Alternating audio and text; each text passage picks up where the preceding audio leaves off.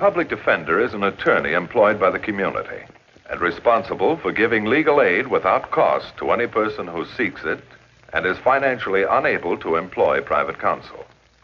It is his duty to defend those accused of crime until the issue is decided in the court of law.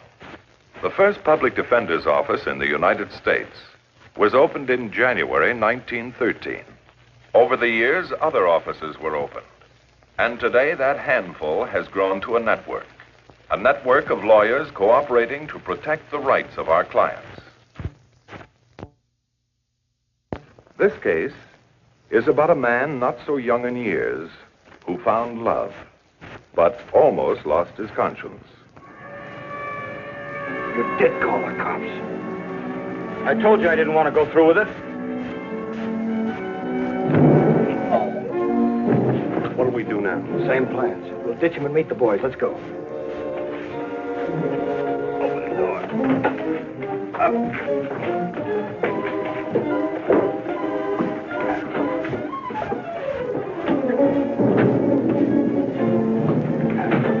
Okay, get going.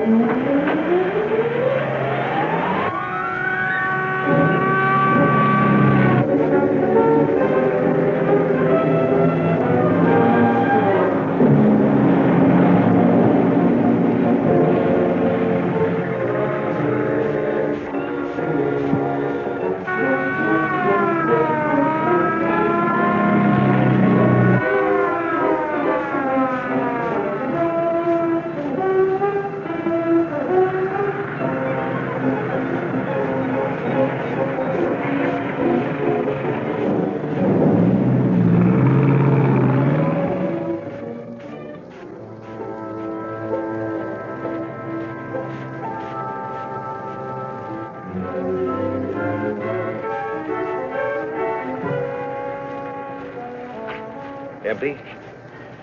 You're the Mike Polachek who called the station, huh? I didn't call anybody. You sure you know what you're talking about, Polachek? The desk sergeant said... Look, I told you I didn't call anybody. Maybe you'd better tell the lieutenant about it.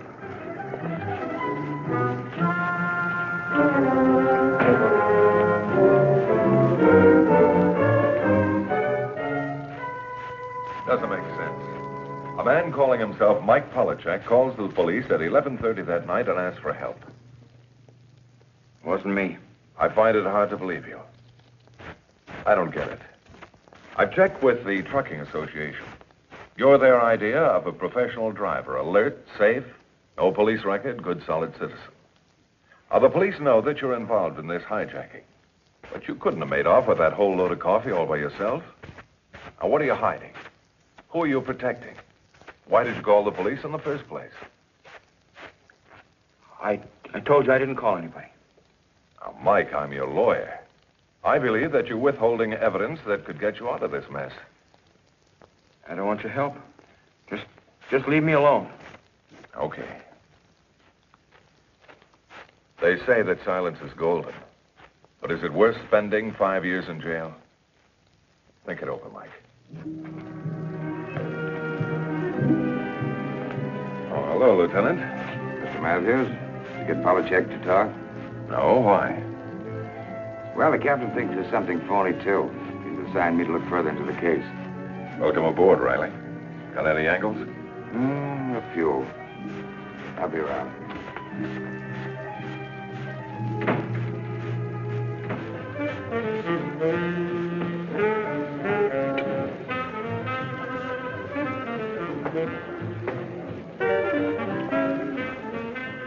Trying to shortchange me, Elsie?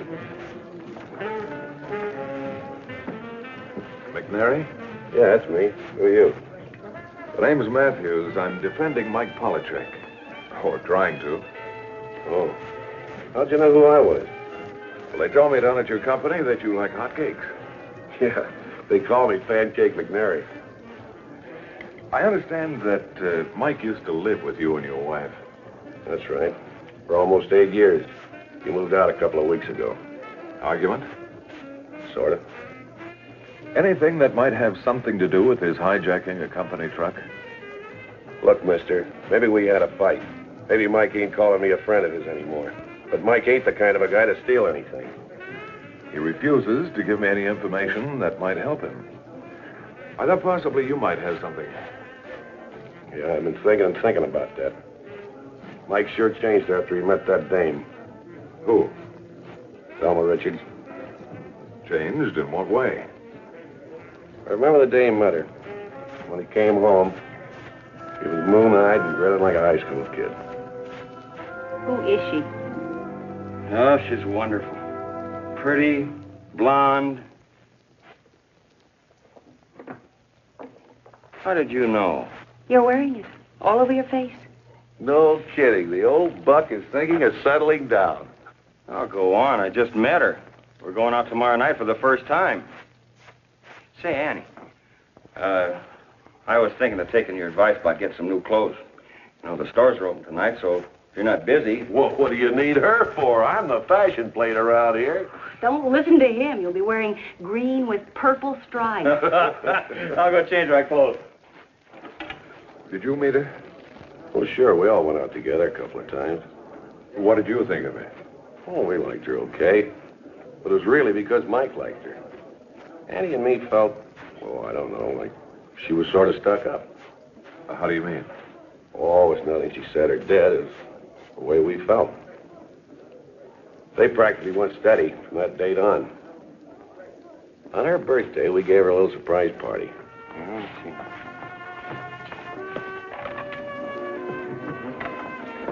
Oh, that's great. 2 left feet. I'll never learn to You're dance. just modest. In a couple of weeks, you'll be doing the mambo. Then we'll go down to the Carlton House and show off. The Carlton House? It's way above our heads, ain't it, Annie? The closest I ever got was passing it on a bus. Well, come on, everybody. Come and get it. Oh, I'm about ready, too. I'll get the potatoes. Don't be too long. Okay. There we are. They look delicious. Oh, he's a great cook. Yeah, you ought to taste my flapjack. Barbecued?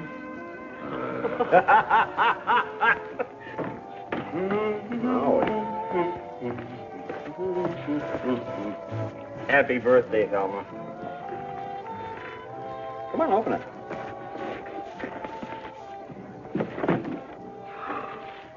Mike, a fur coat. Come on, let's try it on. Mike, you shouldn't. Must have cost a fortune. How do you like it, Annie? It's very nice. Yeah, it must have cost a fortune. I've just got to see it. Where's the mirror, Mike? Come on, I'll show you. He must be crazy. That coat must have cost $1,500 if it cost a cent. Maybe it was none of my business, but Mike was a pal of mine. I wanted to know the score.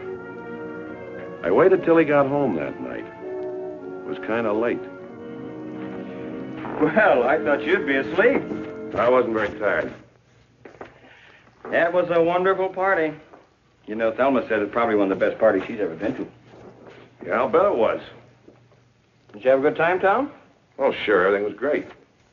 Everything but the coat. Coat? It took you years to save the dough you must have paid for that fur.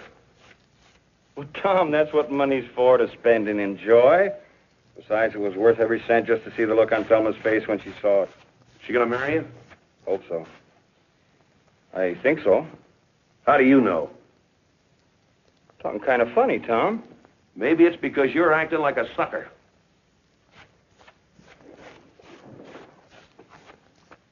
Are you talking about Thelma? Look, Mike, giving a girl presents is okay. A box of candy, pair of gloves, flowers. That's what the usual guy gives the usual girl when he goes out with her.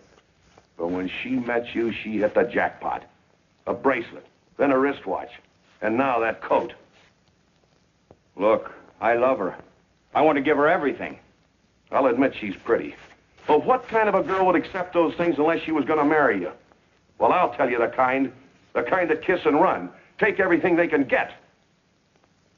You're talking about Thelma. Types don't change, Mike. Just the faces. They're still bums.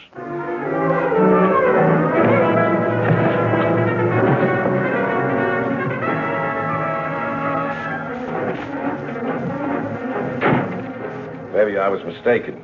Maybe I shouldn't have shot off my mouth. That's the way I figured it. He moved out the next day.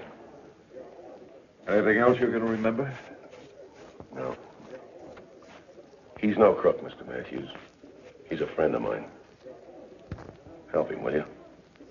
I'll try. Thanks.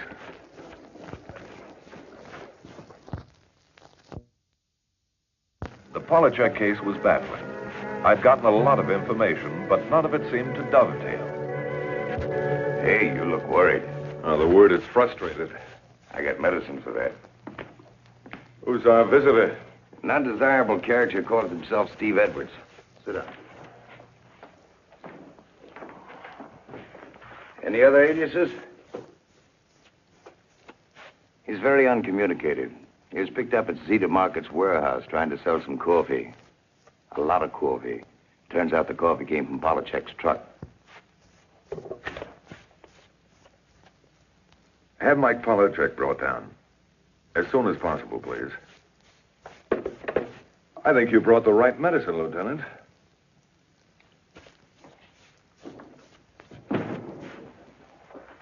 I see you recognize Edwards, Mike. I met him before. He was caught trying to sell the stuff from your truck, Mike. He was arrested? That's right, Polachek. And a few of his helpmates are being booked right now. Will he go to jail? Well, maybe not in this state right away. There are a couple of prisons in Missouri and Ohio who have prior claim on him. But I think Mr. Edwards will be put away for quite a while. On your feet.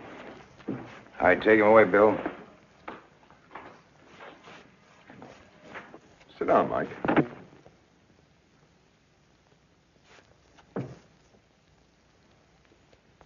Are you telling me the truth? He'll be in jail? It's true. You want to talk now, Mike? And she's safe. He'll be in jail. You can't hurt her. When did you first meet this Edwards? About a month, or maybe 6 weeks ago. Did Thelma introduce you to him? Selma wouldn't know his kind. No, I met him after one of my stopovers at Grady's Diner. He was standing by my truck. I didn't pay any attention to him. Carrying a big load there, huh? Oh, biggest in the line. Drive it 5 days a week. What do you carry? Oh, all sorts of things, mostly groceries. Been hauling coffee the last week. Coffee? Yeah. That's like diamond. Sure is. I'll bet this rig can carry $10,000 or $20,000 worth, huh? Maybe more than that. The driver can make himself a lot of dough. I do all right. I mean real dough. $2,000, $3,000, $5,000. How? By losing the rig. Huh? Well, you know, for instance, you're in having a cup of coffee and you don't hear somebody else driving away. You ain't making me a deal, are you? Who, me? No. No, but I got a friend who might, though. That is, if you're interested in a little extra money. Move on, Chiseler, before I tear you apart. Okay. I'll be around.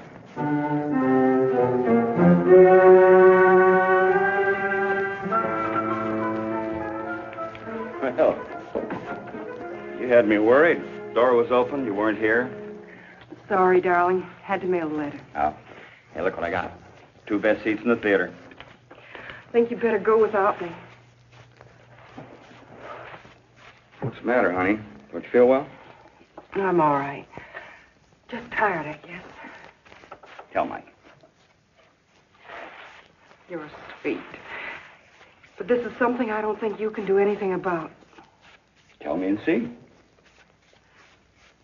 I just wrote a letter to my father. I told him I was coming home by the end of the week.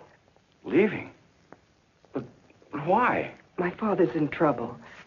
He's had his little bookstore for more than 30 years. Things haven't been going so well, and he owes a lot of money. He has to raise $5,000 or he's going to lose the store. What can you do? I can get married. There's a lawyer back home. He's rich. He can make it easy for Dad. Honey, you can't do that. Well, we're going to be... Oh, look, we can work it out. Darling, I can't tell you how much I want to stay with you. But I've got to do something.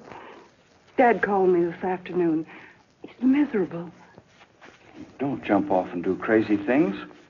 I can work something out. Promise me you'll wait a couple days. I won't let you do it, Mike. You've been so kind. It's too much to ask of you. This is my problem. It's mine, too. I love you. I'll get the money somehow. In the next couple of days, Mike tried to borrow that money. It was next to impossible. Mike's fat bank account was gone. He was making payments on a fur coat.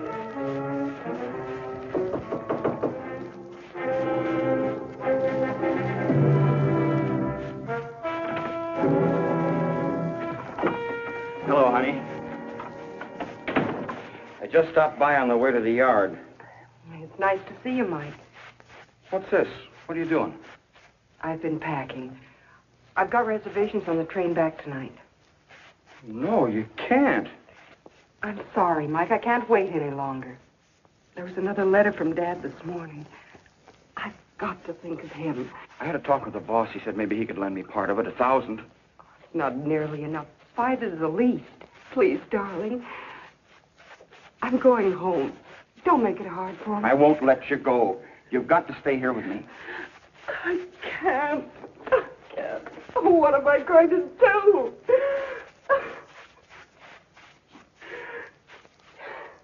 I'll get the money. I swear I will. Mike was resolved to keep that promise, and there was only one place where he could get that $5,000.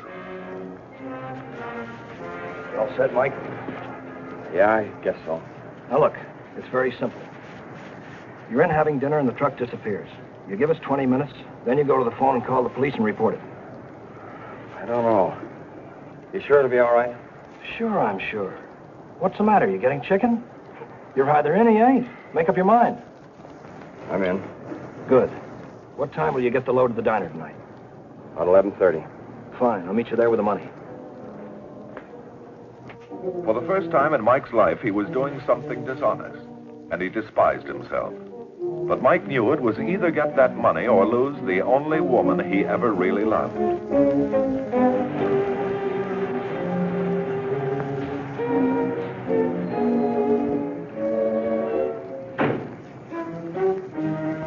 Hi, Mike.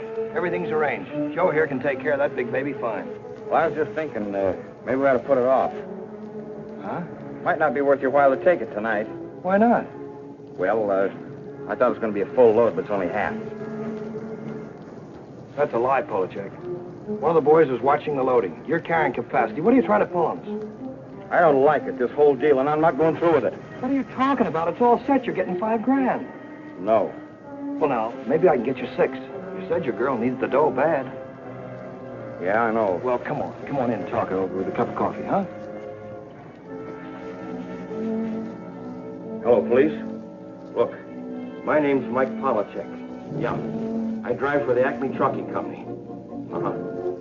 I made a deal with a guy to hijack my truck, and I want to get out of it. Yeah, you heard me. I want to get out of it, but I'm going to have trouble. Yeah, we got to stop him. I'm at Grady's Diner on M Street. Yeah.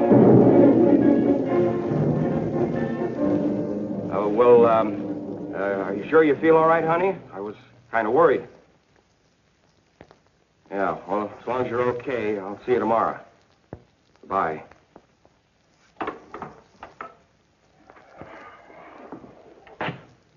I thought maybe you were calling somebody else. I don't know what you're talking about. Maybe I'm talking about your backing out. I'm no crook. I worked for this outfit for a long time, and Nobody'd suspect you. You're drinking coffee and somebody steals your truck. It's simple. Won't work. Anybody'd know I was lying.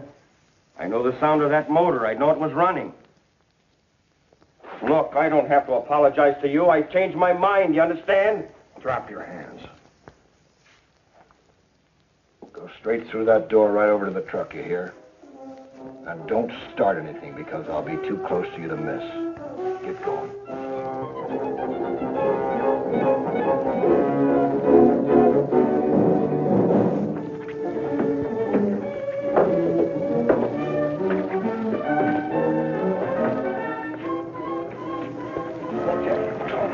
Can you hear me? Can you hear me? Yeah, I can hear you. Well, listen, and listen good. I don't care if the police pin this rap on you, but if you rat out on me to the cops, your girlfriend Thelma isn't going to live very long, understand? Don't hurt her. I won't talk. Just don't hurt her. Okay, remember. That's why I couldn't talk. You understand, don't you? She loves me. We're going to be married. Just didn't want him to hurt her. And now? Now she's safe. You'll be in jail. She's safe.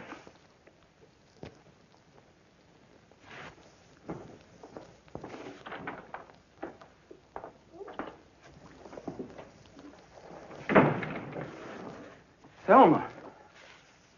What are you bringing Thelma here for? She doesn't belong in a place like this. You got a few wrong ideas about Thelma. She's been mugged and fingerprinted in 3 states. I don't believe that. Not Thelma.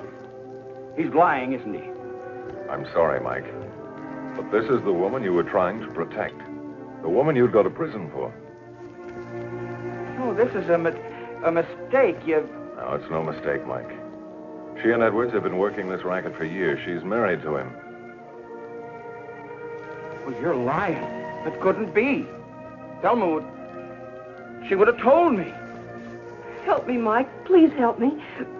We'll be married. Get me a lawyer, a good lawyer. Just a minute, Mike.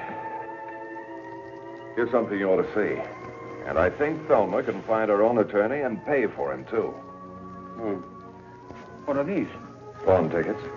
Thelma liked to turn everything into cash. Pawn tickets? What for? Your presents. The watch, the fur coat.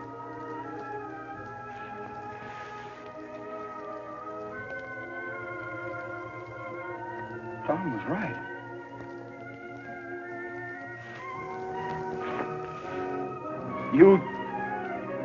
You're no good. You belong in prison. Take her away. Take her away!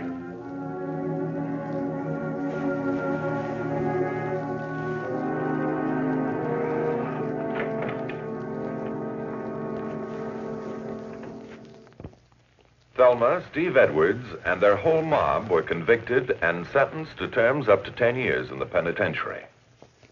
In view of Mike's complete cooperation, the district attorney moved for dismissal of the charges against him in the interest of justice. Mike is back with the Acme Trucking Company, and he's still the best driver they've got. And he's the McNary star boarder again. The case you have just seen was brought to a fair and just conclusion through the efforts of a public defender.